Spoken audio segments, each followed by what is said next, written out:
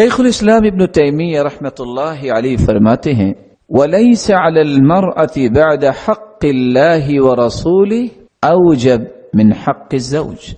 اللہ ذوالجلال کے حق اور اللہ کے رسول کے حق کے بعد عورت پر خاوند سے بڑھ کر کسی کا حق نہیں۔ اس لیے جب سوال کیا گیا أَيُّ النَّاسِ أَعْظَمُ حَقًّا عَلَى الرَّجُلِ، رسول اللہ صلی اللہ علیہ وآلہ وسلم سے سوال کیا گیا کہ سب سے زیادہ مرد پہ کس کا حق ہے؟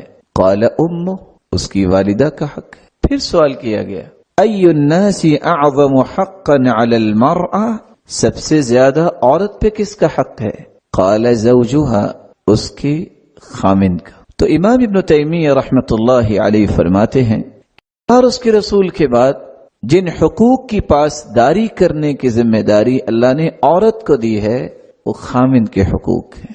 اس لیے عائشہ رضی اللہ تعالی عنہ کہا کرتی تھی یا معشر النساء، اے عورتوں کی جماعت، لو تعلمن بحق ازواجکن علیکن، اگر تمہیں پتہ چل جائے کہ خامند کے بیوی پر حقوق کیا ہے، لجعلت المرأة منکن تمسح الغبار عن وجه زوجها بنحر وجهها، اگر اس بات کا شعور مل جائے کہ خامند کے حقوق عورت پر کیا ہے تو تم خامند کے چہرے، اور دوسری روایت میں آتا ہے تمسح الغبار عن قدمی زوجها بنحر وجهها، تو تم اگر اس گرد و غبار کو جو اس کے چہرے پہ ہے یا اس کے قدموں پہ ہے اس کو اپنے چہرے سے بھی صاف کرو، تم اس کے حقوق کو ادا نہیں کر سکتے۔ تو سب سے پہلا حق جو شریعت نے عورت کی ذمہ داری ٹھہرائی ہے، جائز کاموں میں عورت کو اپنے خامند کی اطاعت کرنی چاہیے۔ جائز کام سے کیا مراد؟ اطاعت فرما برداری تو اللہ کو راضی کرنے کے لیے ہوتی ہے، لیکن خامند ہی اگر برائی کا حکم دے تو وہاں اس کی اطاعت نہیں کی جائے گی۔ کیوں نہیں کی جائے گی؟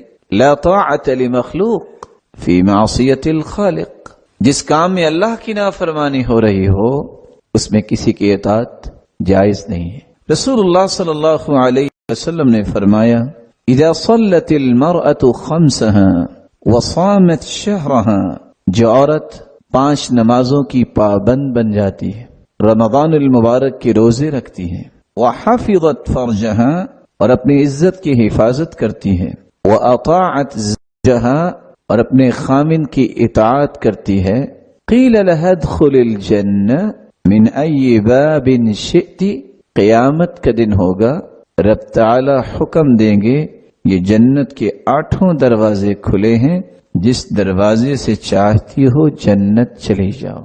یہ روایت صحیح الجامع کی ہے 660۔ اس میں رسول اللہ صلی اللہ علیہ وسلم نے گنتی کے 4 کام بیان کیے ہیں، اور دوسری روایت میں 5واں کام بھی ہے، نماز کی پابندی، روزے رکھنا، خامند کی اطاعت کرنا، اپنی حفاظت کرنا اور اپنے خامند کے مال کی حفاظت کرنا، اور بچوں کی صحیح تربیت کرنا۔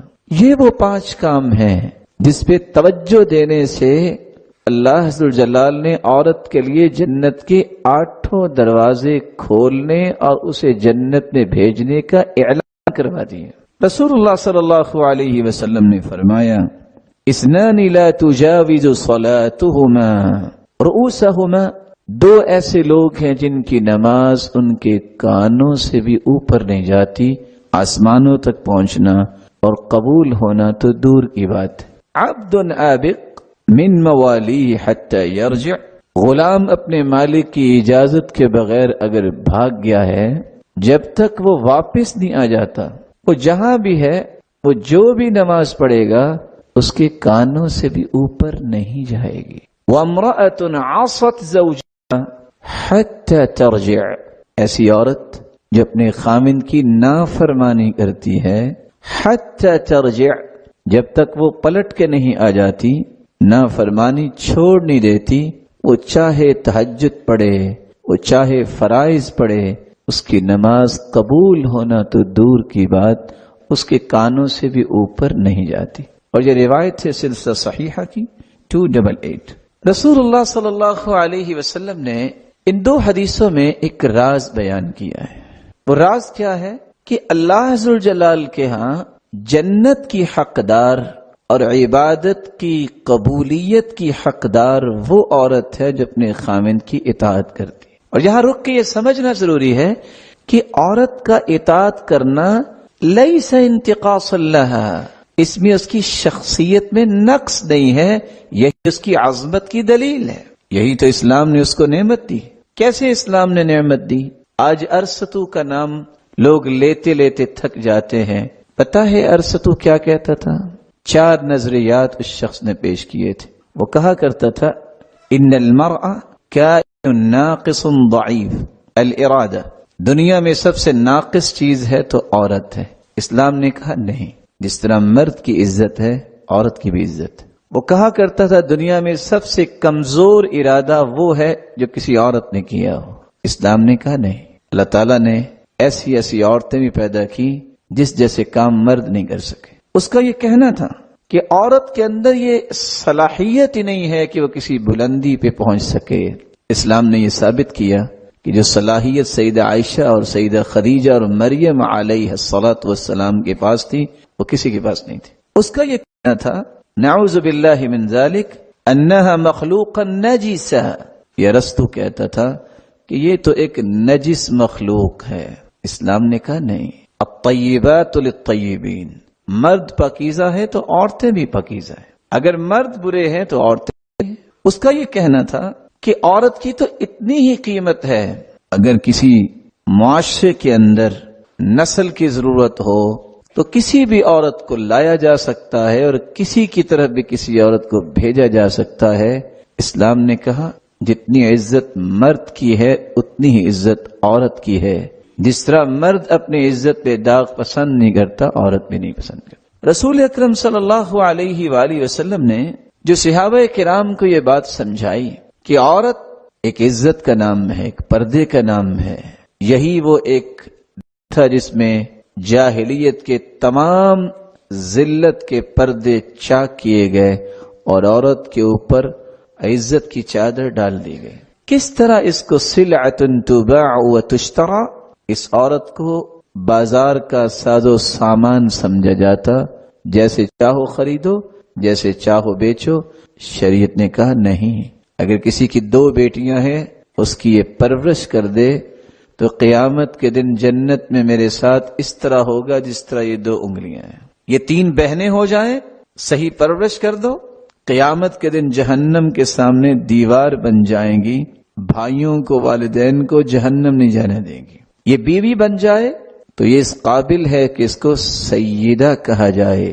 یہ اسلام کی سید زادی ہے. والمرأة سیدۃ بیت زوجہا، یہ اپنے خاوند کے گھر میں یہ سیدہ ہے.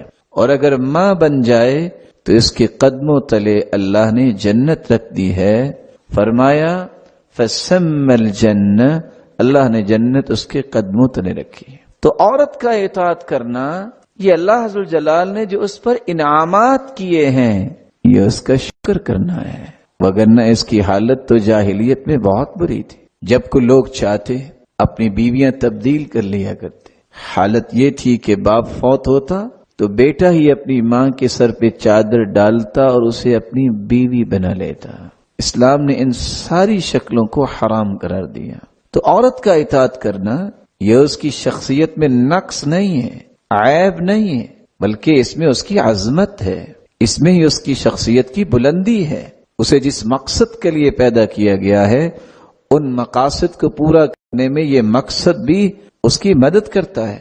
جب سیدنا سعد رضی اللہ تعالی عنہ کی والدہ گرامی اللہ کے پاس چلی گئی، کہتے ہیں یا رسول اللہ ان امی ماتت، میری والدہ تو اللہ کے پاس چلی گئی، فأی الصدقۃ افضل، سب سے افضل صدقہ کون سا ہے جو میں اپنی والدہ کی طرف سے کر سکتا ہوں؟ قال علیک بالماء، علیک بسقی الماء، لوگوں کے لیے پانی کا بندوبست کرو. صحابی آ کے سوال کرتے ہیں یا رسول اللہ علمنی عملا يدخلني الجنة ويبعدني عن النار، ایسا عمل بتائیے جہنم سے دور ہو جاؤں جنت میں داخل ہو جاؤں. فرمایا لقد اقصرت الخطبہ ولكن عرضت المسألہ، بات تو بڑی چھوٹی کی ہے لیکن بہت بڑی بات تم نے پوچھ لی ہے. اگر جہنم سے بچنا چاہتے ہو جنت میں جانا چاہتے ہو تو کیا کرو؟ اطعم الجائع، کسی بھوکے کو کھانا کھلا دو، فإن لم تطق ذلك، اتنے پیسے نہیں ہیں، واسق الظمآن، کسی پیاسے کو پانی پلا دو، اتنی بھی طاقت نہیں ہے، وأمر بالمعروف وانہ عن المنکر، نیکی کا حکم کیا کر برائی سے منع کر، ڈرتے ہو کہ کوئی مارے گا، اتنی بھی طاقت نہیں ہے، وکف لسانک الا عن خیر، زبان کی حفاظت کر لو، جب بھی بولو اچھی بات بولا کرو، قیامت کے دن جہنم سے بچ جاؤ گے، جنت میں چلے جاؤ۔ رسول اللہ صلی اللہ علیہ وسلم نے فرمایا یحشر الناس یوم القیامہ اعری ما كانوا قط واظمأ ما كانوا قط، قیامت کے دن لوگ اکٹھے ہوں گے، کبھی زندگی میں اس طرح بے لباس نہیں ہوں گے جس طرح اس دن ہوں گے، کبھی زندگی میں اجوع ما كانوا قط، کبھی ان کو بھوک نہیں لگی ہوگی جتنے اس دن بھوکے ہوں گے، کبھی زندگی میں اتنے پیاسے نہیں ہوں گے جتنے اس دن پیاسے ہوں گے، انصب ما كانوا قط، اس قدر ٹوٹ چکے ہوں گے اور چل چل کے چکنا چور ہو چکے ہوں گے، کبھی اس پیغمبر کے پاس کبھی اس پیغمبر کے پاس، لیکن ساتھ ہی اللہ کے رسول صلی اللہ علیہ وسلم نے خوشخبری سنائی، ومن اطعم مسلما اطعمه اللہ، جس نے دنیا میں کسی کو کھانا کھلایا ہوگا اللہ اس کے کھانے کا بھی بندوبست کریں گے، ومن سقا مسلما سقاہ اللہ، جس نے کسی کو پانی پلایا ہوگا اللہ اس کے پانی پلانے کا بندوبست کرائیں گے، من کسا مسلما کساہ اللہ، جس نے کسی کو لباس دیا ہوگا اس نے اللہ ذو جلال اس کے لباس کا بندوبست فرمائیں گے، ومن عامل للہ، جو دنیا میں تھکتا رہا اللہ کی رضا کے لیے اعفاہ اللہ، قیامت کے دن اللہ یہ ساری تھکاوٹیں دور فرما دیں گے۔ امام احمد بن حنبل سے اسی لیے تو پوچھا تھا بیٹے نے، یا ابی متی الراحہ، والد گرامی صبح و شام ایک ہی کام ہے، حدیث پڑھنا اور پڑھانا، نیکی کے کام کرنا اور کروانا، آپ راحت کب لیں گے؟ تو باپ نے مسکرا کے جواب دیا تھا، عند اول قدم فی الجنہ، جب جنت میں پہلا قدم رکھوں گا تو پھر اللہ کے فضل سے راحت ہی راحت ہے۔ رسول اللہ صلی اللہ علیہ وسلم نے فرمایا ایما مؤمن اطعم مؤمنا اطعمہ اللہ من ثمار الجنہ، جو دنیا میں کسی کو کھانا کھلاتا ہے اللہ جنت کے خوشے اسے عطا فرمائیں گے، وَأَيُّمَا مُؤْمِنٍ سَقَى مُؤْمِنًا سَقَاهُ اللَّهُ مِنْ رَحِيقِ الْمَخْتُومِ، جو دنیا میں کسی کو پانی پلاتا ہے اللہ رحیق المختوم کی خالص شراب جنت میں اسے پلائیں گے، أَيُّمَا مُؤْمِنٍ كَسَى مُؤْمِنًا، جو کسی مسلمان کو دنیا میں لباس پہناتا ہے كَسَاهُ اللَّهُ مِنْ خُضَرِ الْجَنَّةِ، اللہ عز و جلال اسے جنت کی خلعت فاخرہ سبز رنگ کی پہنائیں گے جس کو دیکھ کے ہر بندہ رش کرے گا۔ رسول اللہ صلی اللہ علیہ وسلم نے اس لیے تو فرمایا تھا کہ ایک عورت جو تھی تو بدکار، بنی اسرائیل میں ایک کتے کو دیکھا کہ بہت پیاسا ہے اور کاد ان یقتلہ، پیاس اس کو قریب تھی کہ ہلاک کر دیتی، اور اپنی زبان سے وہ اس گیلی مٹی کو چاٹ رہا تھا، اس نے اپنا دوپٹہ اتارا، اپنے موزے کو باندھا، کنویں سے پانی نکالا، کتے کو پانی پلا دیا، اللہ نے اس کی بخشش فرمائی۔ اگر کتے کو پانی پلانے والی کی بخشش ہو گئی، ایک مسلمان جو نمازی ہے، جو روزہ رکھنے والا ہے، توحید والا ہے، کسی دوسرے مسلمان کو پانی اگر پلا دے اس کی بخشش نہیں ہوگی؟ اپنے آپ سے بخل کو دور کیجئے، جو بھی آپ کے پاس آئے کچھ نہیں ہے، مسکراہٹ کا صدقہ کیجئے، السلام علیکم، اہلا وسہلا، میں کیسے آپ کے کام آ سکتا ہوں؟ آپ کس سے ملنا چاہیں گے؟ آپ کو کیا کوئی ضرورت ہے کہ میں آپ کے ساتھ کھڑا ہو سکوں؟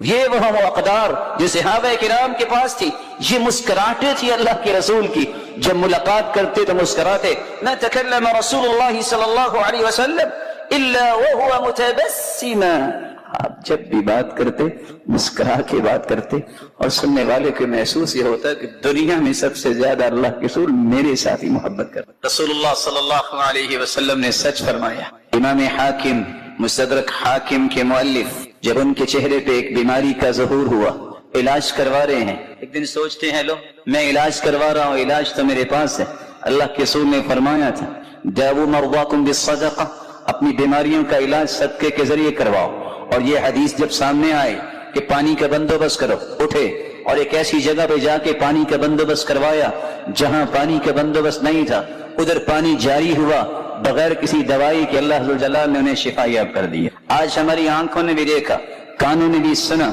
کہ جن کو اللہ نے توفیق دی ہے وہ آج بھی ایک نہیں اپنے والدین کی طرف سے 600 قوموں کا بندوبست کرتے ہیں۔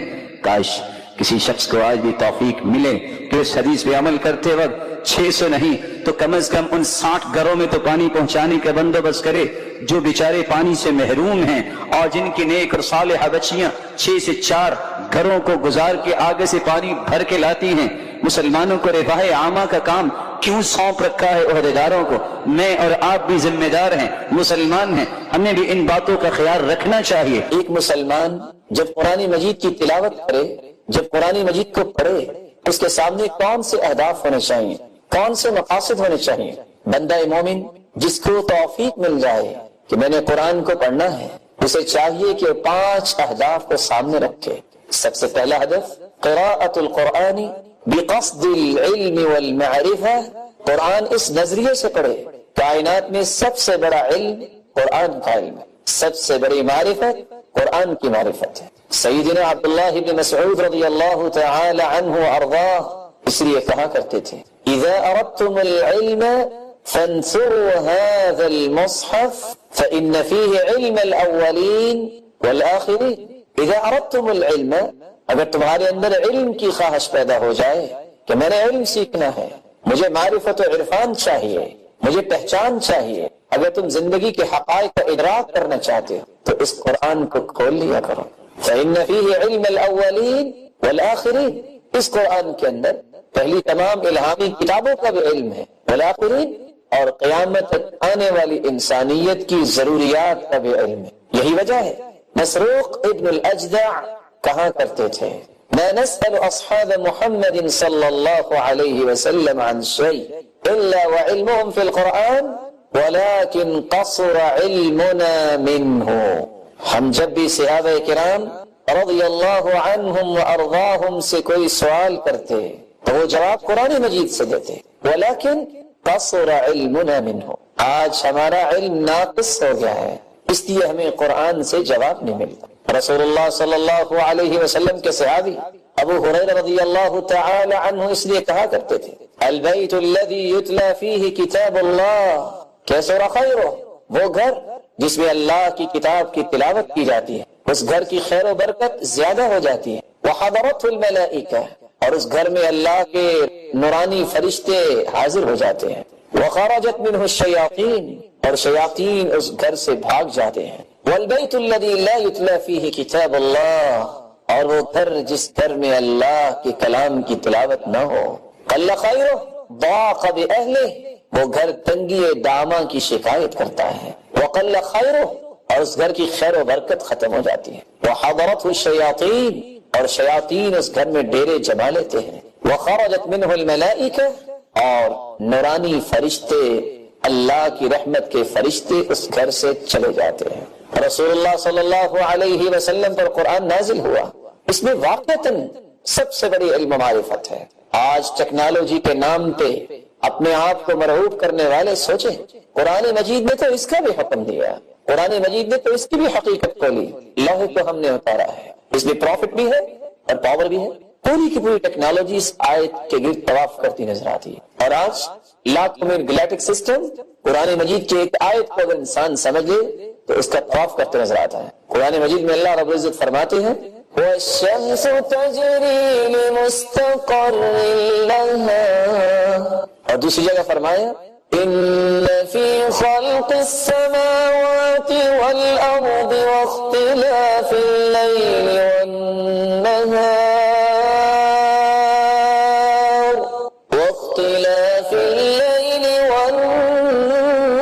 وَالنَّهَارِ لآيات لأولي الألباب۔ یہ دن رات کی آمد و رفت میں نشانیاں اللہ نے رکھی ہے عقل والوں کے لیے۔ سورج اپنے مدار پہ ہے، چاند اپنی جگہ گردش کر رہا ہے، ستاروں کے بارے میں اللہ رب العزت فرماتے ہیں کل فی فلک یسبحون،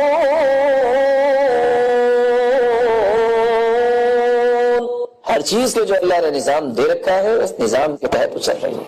اس لیے قرآن مجید کو پڑھتے وقت سب سے پہلا حرف یہ ہونا چاہیے کہ مجھے سب سے بڑی معرفت اور علم مل جائے، اور سب سے بڑی معرفت اور علم یہ ہے کہ انسان اپنے خالق کو پہچانے کہ مجھے پیدا کس نے کیا، مجھے رزق کون دیتا ہے، میری زندگی کی تدبیر کون کرتا ہے، مجھے کل قیامت کے دن کس کے سامنے کھڑا ہونا ہے، مرنے کے بعد مجھ سے پوچھا جائے گا تو کس رب کے بارے میں پوچھا جائے گا. یہ علم ملتا ہے تو انسان کو قرآن سے ملتا ہے, یہ معرفت ملتی ہے تو قرآن پڑھنے سے ملتی ہے. قرآن مجید پڑھنے کا دوسرا ہدف قراءۃ القرآن بقصد الثواب والاجر, اس نیت سے قرآن پڑھا جائے کہ اس کے پڑھنے سے بہت بڑا اجر ملتا ہے, بہت بڑا ثواب ملتا ہے, انسان کے درجات بلند ہوتے ہیں اور انسان قیامت کے دن جنت کی پروازوں میں نظر آئے گا تو اس قرآن کی تلاوت کی وجہ سے. رسول اللہ صلی اللہ علیہ وسلم نے اس لیے فرمایا من قرأ حرفا من کتاب اللہ فلہ بہ حسنہ والحسنۃ بعشر امثالها, جو ایک حرف کی تلاوت کرتا ہے اللہ رب العزت اسے 10 نیکیاں عطا فرماتے ہیں. قرآن مجید پڑھتے وقت تیسرا ہدف یہ سامنے ہونا چاہیے قراءۃ القرآن بقصد العمل, قرآن اس لیے پڑھا جائے کہ میں نے اس کی تعلیمات کی روشنی میں اپنی زندگی کے زاویوں کو درست کرنا ہے, اپنے رویوں کی نوک پلک ٹھیک کرنی ہے. آجری اس لیے فرماتے ہیں قرآن کی تلاوت صحیح وہ کرتا ہے جو قرآن کو کھول کے بیٹھ جاتا ہے. جب متقین کا تذکرہ آتا ہے تو رک کر سوال کرتا ہے میرے مالک یہ تو متقین ہیں اور تقوی اختیار کرنے والے ہیں, یہ ان کا انعام ہے, میں کب متقین کے صف میں کھڑا ہوں گا. فائزین کا تذکرہ آتا ہے تو کہتا ہے میرے مالک میں کب کامیاب لوگوں میں شامل ہوں. صابرین کا تذکرہ آتا ہے تو رک کر سوال کرتا ہے متى اکون من الصابرین, متى اکون من المتقین, متى اکون من الفائزین, میں کب صبر کرنے والوں کی صف میں کھڑا ہوں گا. خواہش نفس کو کنٹرول کرنا اور اس کو توڑنے والوں کا تذکرہ آتا ہے تو کہتا ہے اے اللہ میں ان لوگوں کی صف میں کیسے آؤں گا جن نے تیری رضا کے لیے سب کچھ چھوڑ دیا.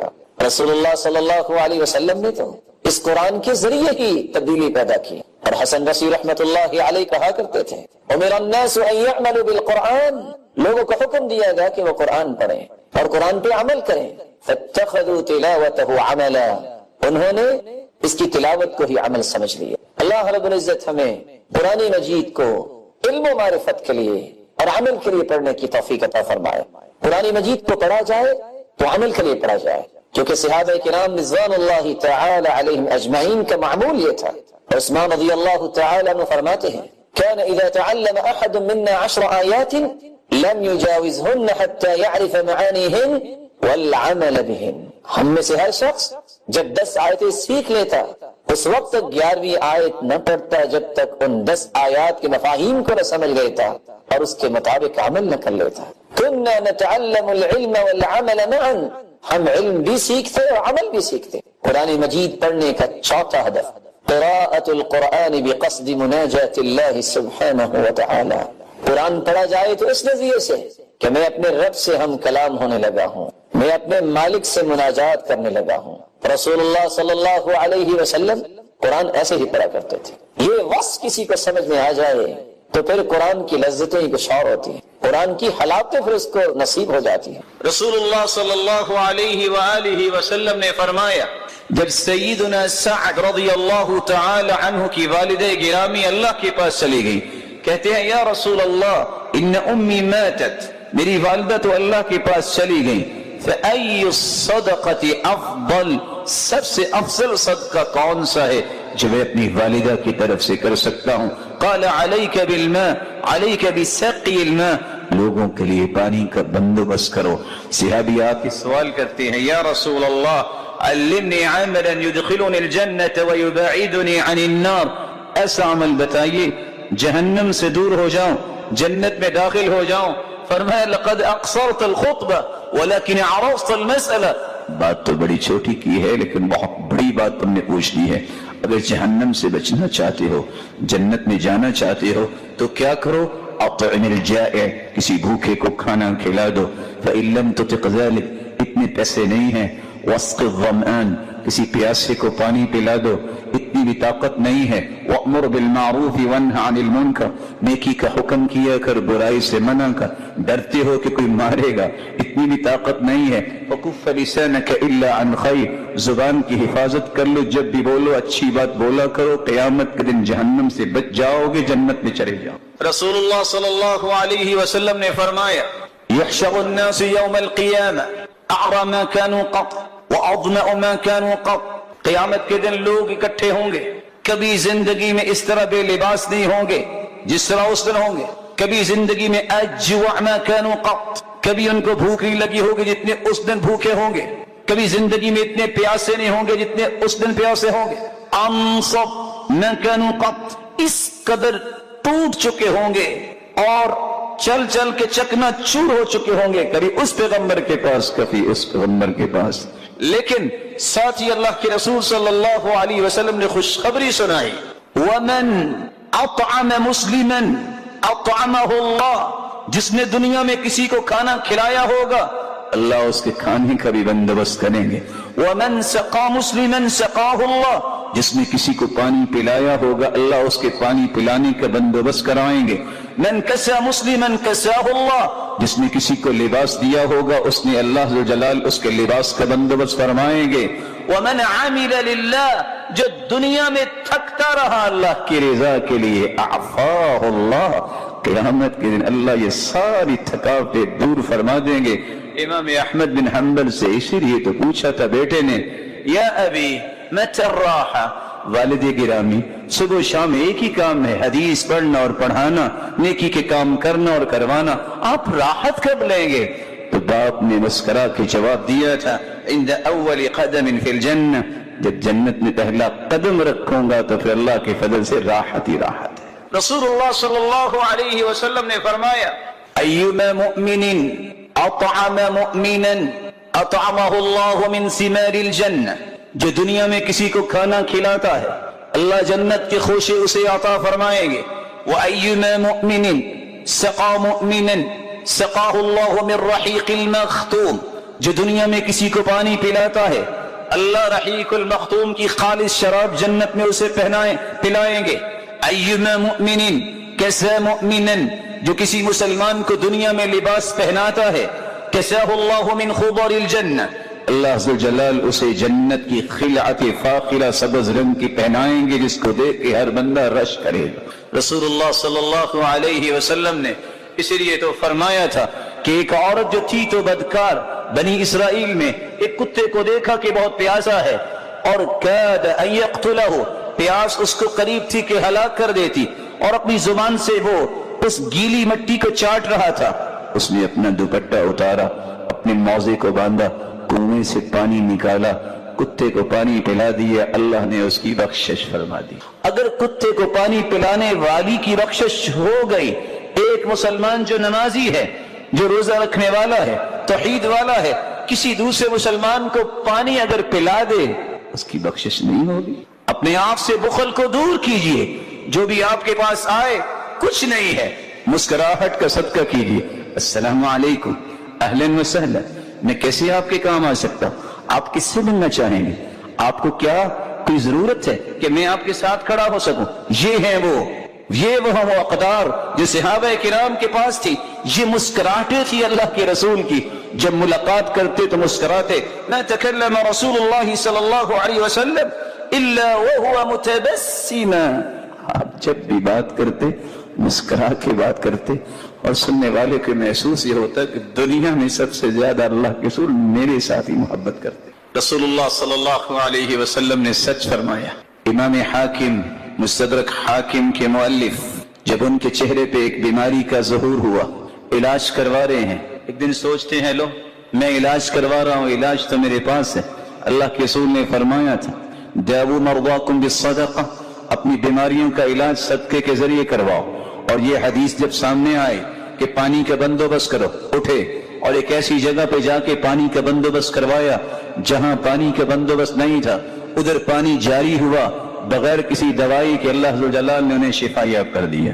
آج ہماری آنکھوں نے بھی دیکھا، کانوں نے بھی سنا کہ جن کو اللہ نے توفیق دی ہے وہ آج بھی ایک نہیں، اپنے والدین کی طرف سے 600 کموں کا بندوبست کرتے ہیں. کاش کسی شخص کو آج بھی توفیق ملے کہ اس حدیث پہ عمل کرتے وقت 600 نہیں تو کم از کم ان 60 گھروں میں تو پانی پہنچانے کا بندوبست کرے جو بیچارے پانی سے محروم ہیں، اور جن کی نیک اور صالحہ بچیاں 6 سے 4 گھروں کو گزار کے آگے سے پانی بھر کے لاتی ہیں.